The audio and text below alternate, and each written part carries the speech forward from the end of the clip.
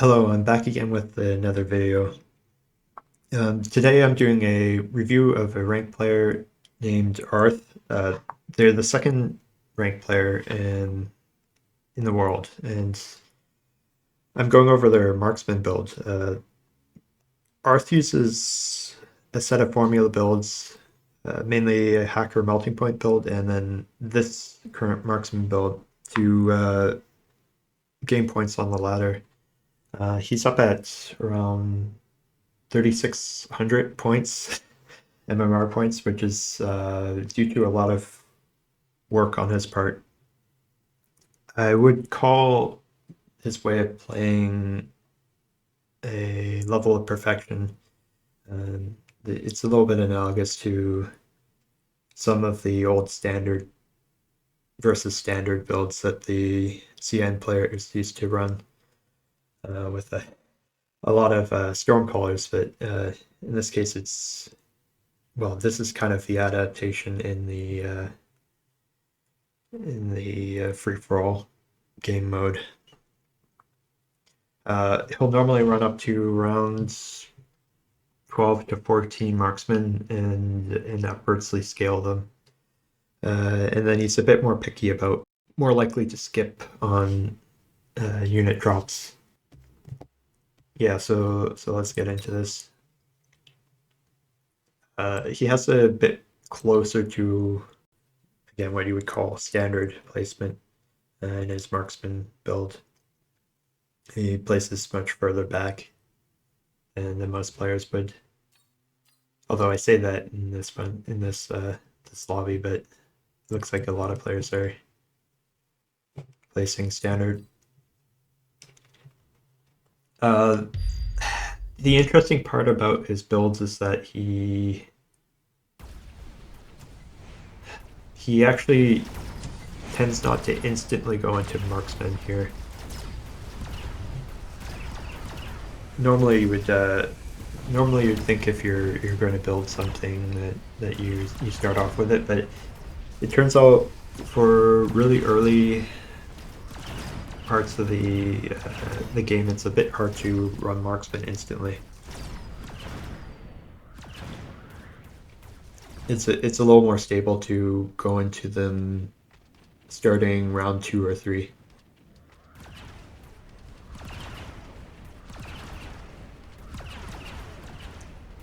Unless you've played him before, you don't necessarily know exactly what he's going to do.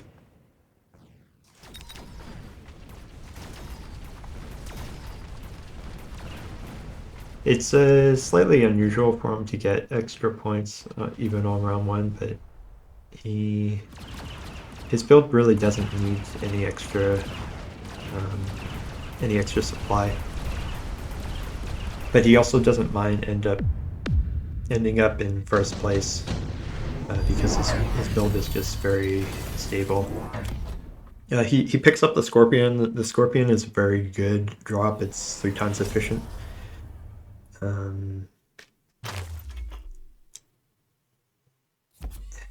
If you sell it, you get a bit back.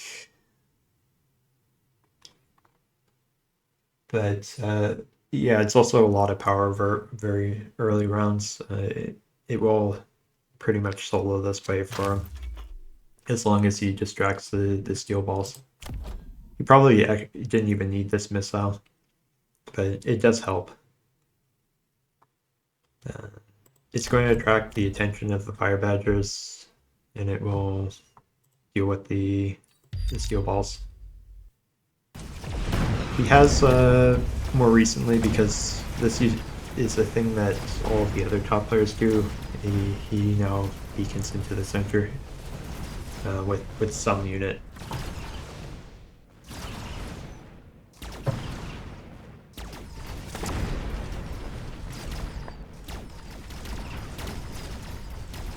And he doesn't end up with as many points as other players and as many supply.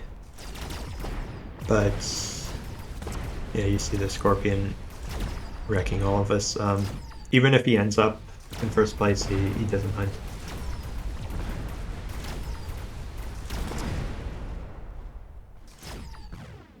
His build is just very stable.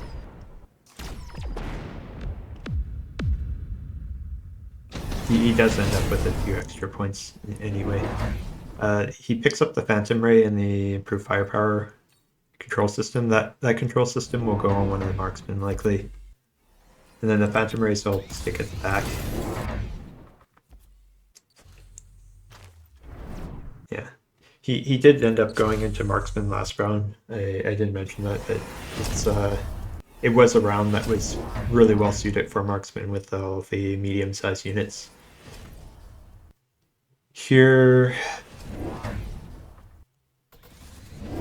it's going to be a little bit difficult for him to win this. I think my preference would have been to stick the improved firepower control system on the Scorpion.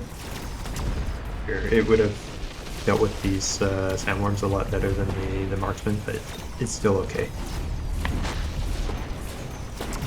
He's going to struggle a bit with this wave, I think.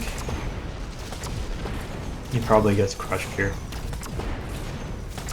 But again, as long as he gets a certain... well, he doesn't mind that much.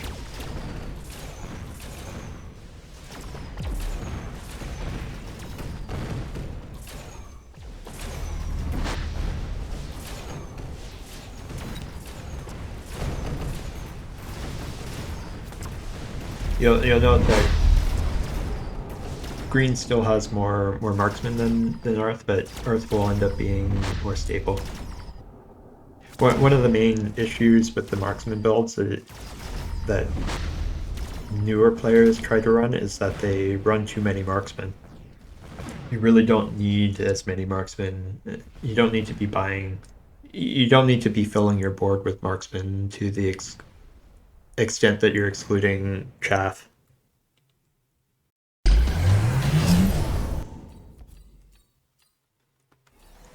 So here, yeah, Aarth really likes the shield drop. It's part of this build. It helps defend his units.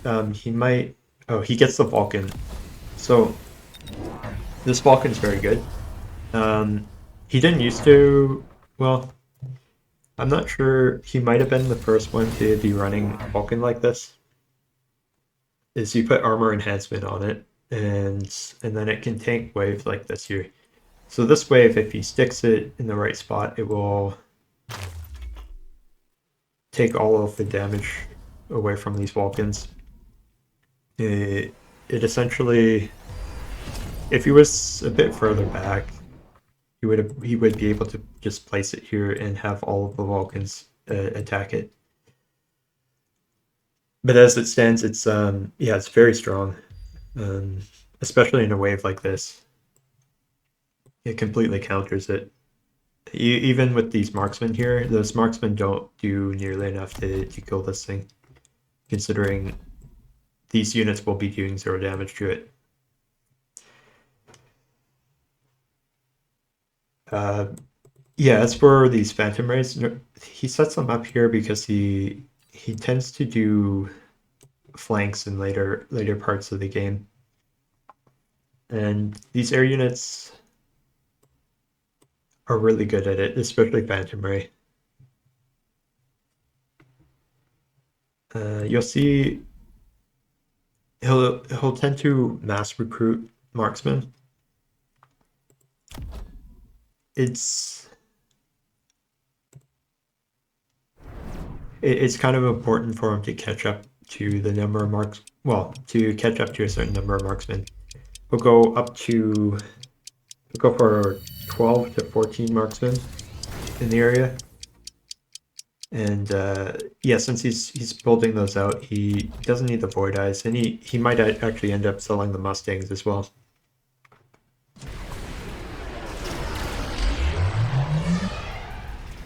And then you'll see why the shield is useful. He puts the shield down, and it tends to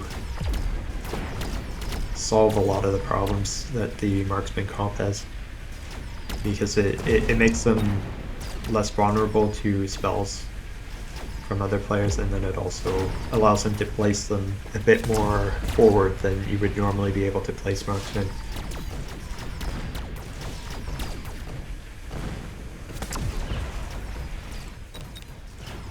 So despite me saying that it's a bit more standard, it is a slightly more aggressive than it could be, and it's slightly more aggressive than it used to be. He used to place them squarely between his towers.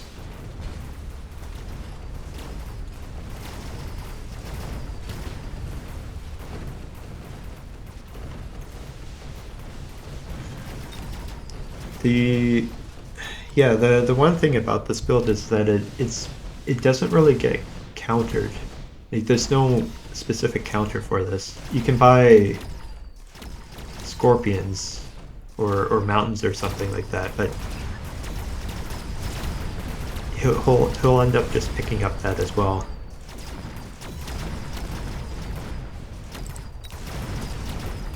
And he's got it almost down to a science how many marksmen and such he needs.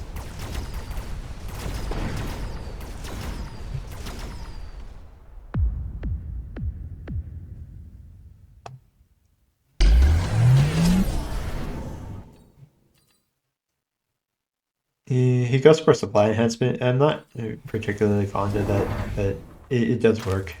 The Fire Badger along this line here in front of the tower is generally where he puts the Fire Badgers. They're kind of just a fill.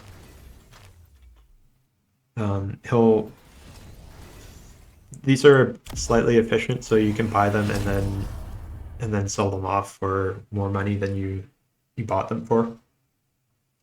But in the meantime, Fire Badgers are fairly good into most things. He has the Vulcans though, so eventually he'll just rely on the Vulcans for chaff clear.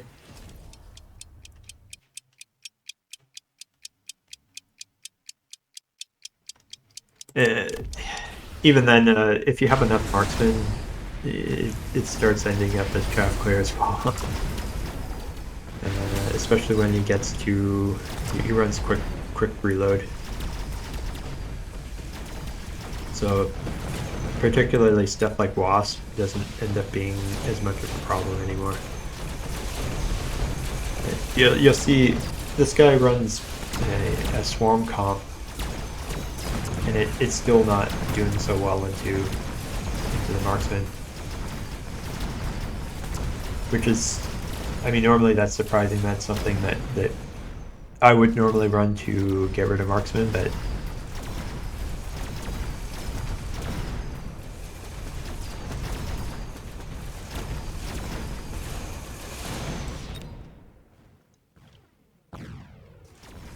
I think he will end up not winning this round, but it's, I mean, it's not by much.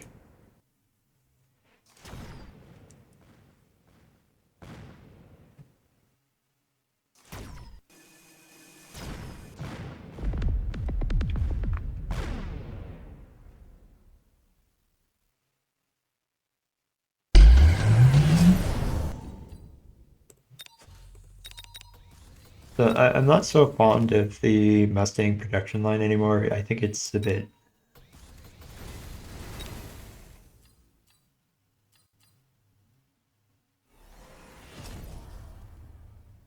Like 32 Mustangs is... it's okay. It's not great.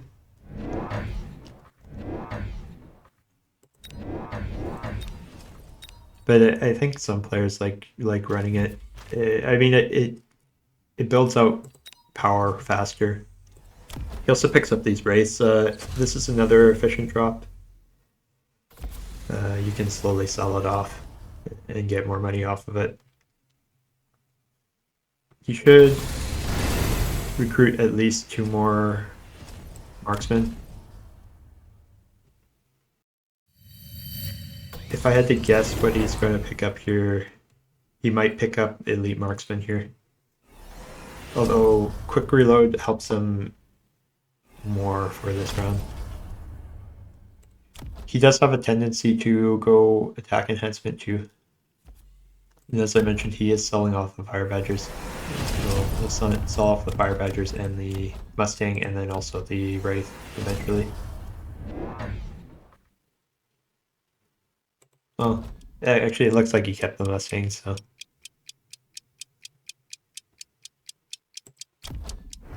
He does seem to be going for a few more Marksmen than I've seen him go for. 12 is already a fairly good amount for late game carry. Actually, even 10 is pretty strong.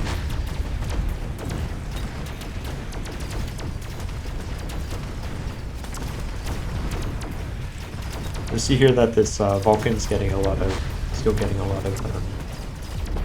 value in tanking things.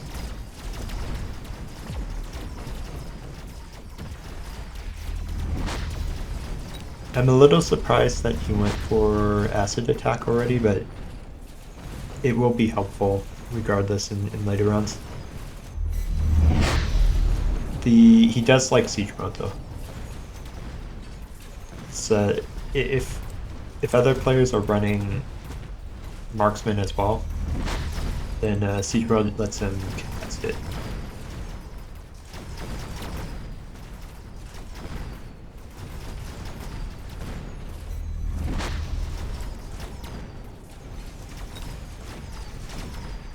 Again, I'm slightly surprised that he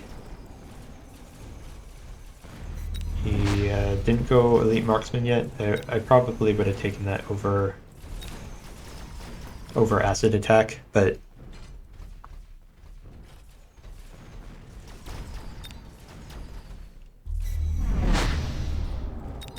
he instead picked up the Enhanced Range so we could win this round.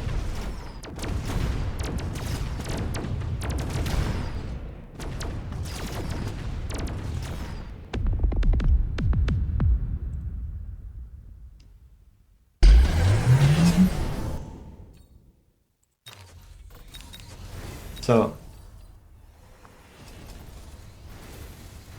yeah, this is, he didn't want anything, so he just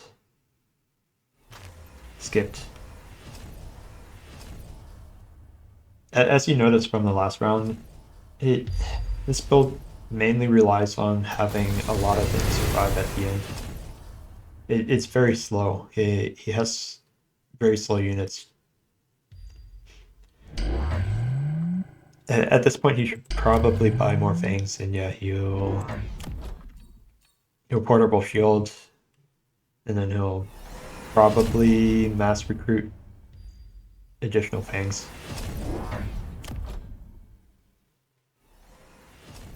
Yeah, there we go.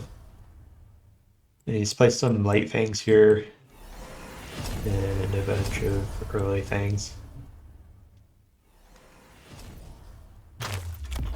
I wasn't so fond of the acid attack, but it will be very useful in this round.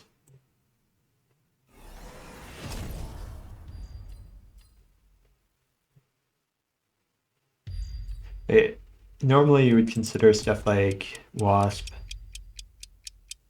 and Steel Ball to be, well, Wasp, Crawler, Mustang, and all that to be useful against Marksman. In this case, it's very balanced, so it's actually hard for this to... Unlike in 1v1, it's hard for these units to actually run into Aarth's composition. They first run into the boss, and then the boss deals with a lot of it.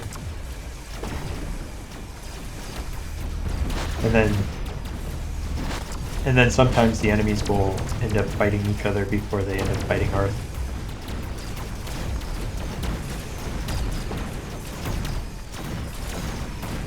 Like in this situation. And because the enemy is...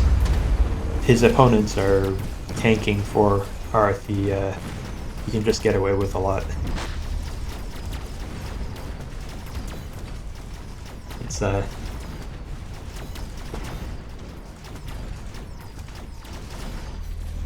It's pretty impressive, really. To see he'll exit with pretty much all of us all of these units alive at the end.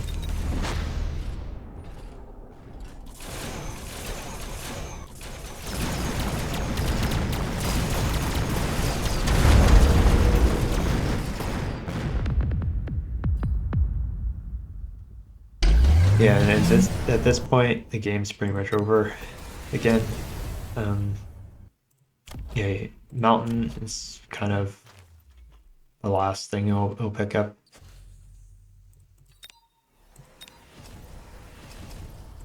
Uh, for most players, they would want to run advanced powertrain, advanced power system to improve their movement speed to get more resources off of the map. In this case, it's not useful for Earth. He can just instead keep at a distance and watch these guys fight the death knells again.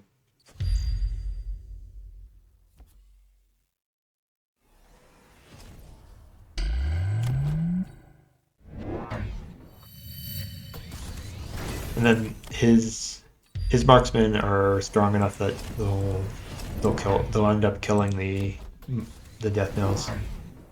He just needs a few extra points, so he's going to move his marksman up to kill the sledgehammers. Each of these packs here, he might get the tower as well, but each of these packs gives 120.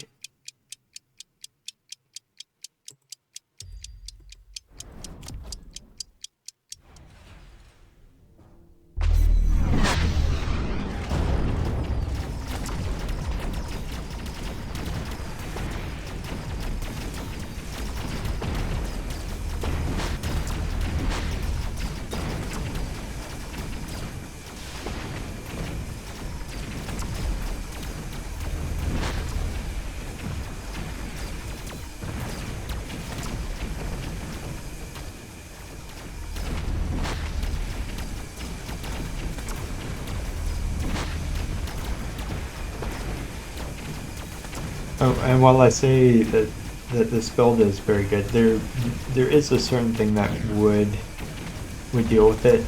If you pick up an extra mobile beacon, that tends to allow you to take a large part of your units and then directly run it in. And that way he doesn't get the benefit of being the third party in the battle.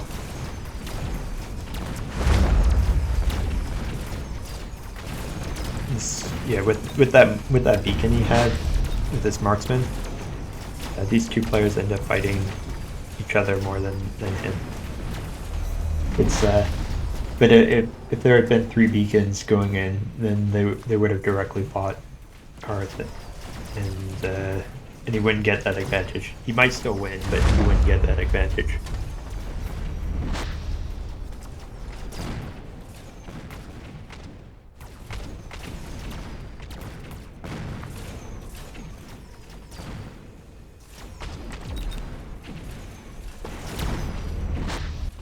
Man, all of his long-range units are still alive.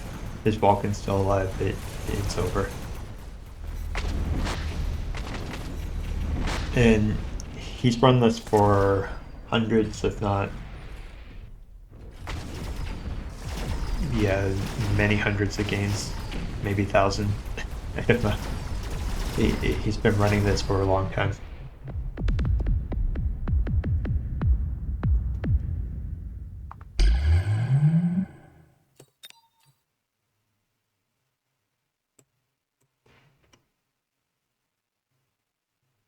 Yeah, he's